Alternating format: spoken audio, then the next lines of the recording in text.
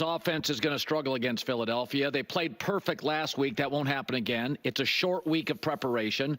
Kyron Williams is banged up. They're very Puka Nacua-centric. You could double him. The Eagles have good corners. What does the tape say? Listen, I saw the Rams offense against the Bills this year and against the Vikings, and if you only watch 2 games, you'd think it's the greatest show on turf. But they can be very inconsistent and very slow starting, and now warm weather team goes to cold weather against a really, really talented secondary. Rams offense, Phillies defense, what do you think? Well, to me, it's not the secondary as much, perhaps, as the defensive front. I think the Rams' O-line can be very up and down in terms of pass protection. I think there's some individuals who can be beaten one-on-one. I think the Eagles can do that with Jalen Carter and a very overlooked player named Milton Williams, who's had a phenomenal year at the other D-tackle position when they're in their pass rush group. I think that the Rams are an interesting offense because it really does start with the run game. I mean, a lot of people might not be aware, and you are, I know, Colin, that Kyron Williams had 316 carries this year and missed the last game of the season. So, I mean, they're really a run-first football team. Their passing game, the one thing about Stafford, though, if he's hot, if he's comfortable, and that's the key thing, if he's comfortable, he can make great throws anytime. But I just think that Eagles D-line could be a deciding factor in this game against the Rams O-line.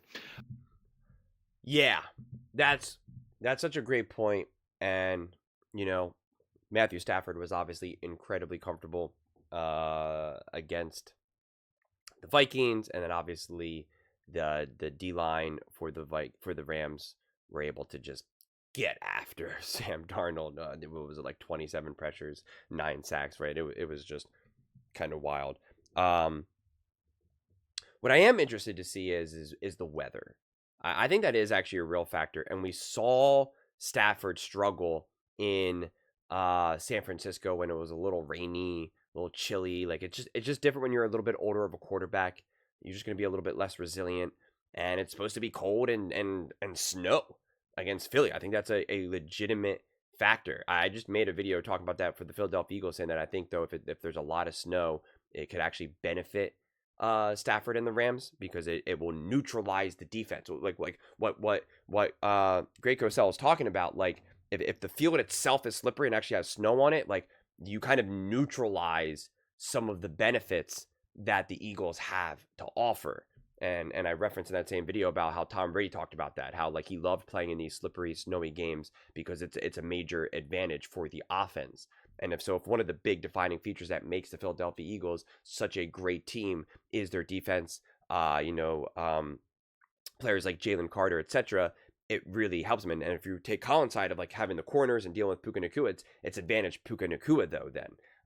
Because it's just easier to find your footing when you're making the decisions compared to when you're trying to react to someone else's moves and kind of routes. So yeah, there's enough variables for this game right now that makes that are just out of these individual teams' control, that just makes it like even more fascinating now. And I'm not going to try too hard to try to predict the future, the weather and what exactly will happen, because I mean, who honestly knows? Who really knows? The forecast could be snow, and then like out of the middle of nowhere, it's like, oh no, never mind, not going to snow, or or the opposite. No, it doesn't look like it's going to snow. It's not going to snow until after the game, and then by halftime we look up and we see like you can't even see the sky because it's just snowing so hard. I mean, who honestly really knows?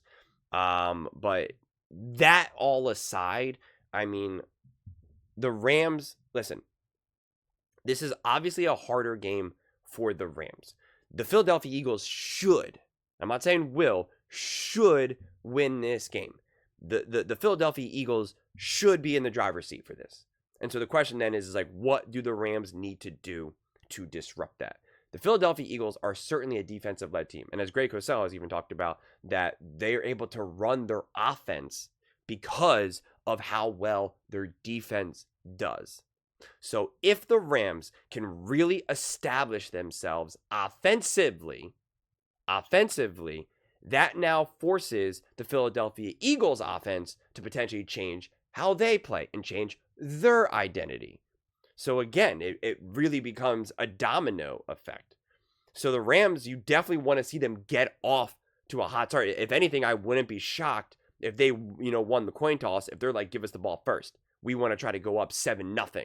And Sean McVay is going to be confident in the game plan that he creates, especially those first half scripted plays. We saw that against the Vikings, and it was just like, it wasn't even like a pro team playing against a high school team. It was like playing a peewee football team. It was like literally playing a bunch of 10-year-olds.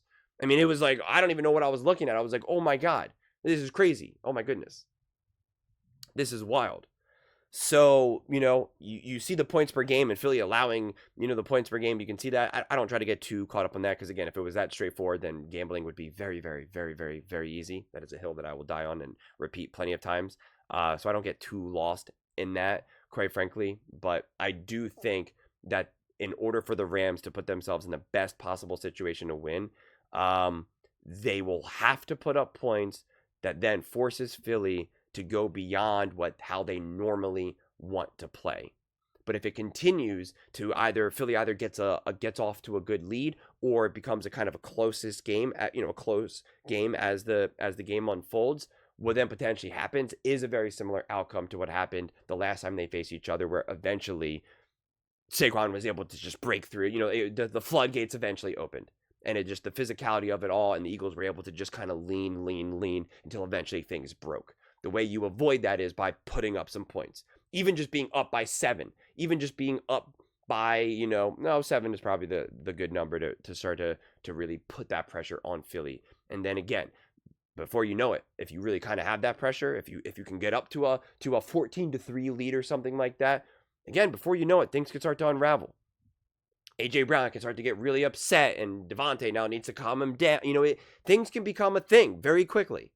So, the name of the game for the Rams is to put that pressure on Philly early and quickly and pile it on.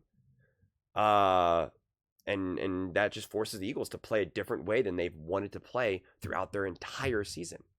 And if you're forcing a team to play differently how they've played an entire season in the playoffs at home, I mean, that's your victory right there. That's your victory right there. But like we even saw against the Eagles versus the Packers, is the game remained low. The game remained close. Philadelphia Eagles did not have to change how they wanted to play. And again, eventually things broke. Eventually the floodgates opened, and the Eagles would have scored even more points if Saquon didn't take that. Like, it would have been even a bigger win if it wasn't for that. Like, that has been what the Philadelphia Eagles have done throughout this entire season. So the Rams definitely got to put up points, and we'll see how the weather and maybe some of these other injuries, kind of influence that. But those are just my thoughts. I'd absolutely love to hear yours. What do you guys all think about the Los Angeles Rams taking on the Philadelphia Eagles? What do you think they need to do to kind of get this win? Let me know in the comments below. I read every single comment, so whether you agree with me or disagree with me, either way, let's get in some discussions. Let's get in some fights. But ultimately, let's just have some fun. And please do consider subscribing. We are building an amazing community here. Absolutely love to see you part of it. I want to build something that we all genuinely feel connected to. Something that we're really excited to be part of. I think we're well on our way to doing it. And please don't forget to give this video a thumbs up, as it really does help with the visibility and the algorithm. Thank you so much. See you next time.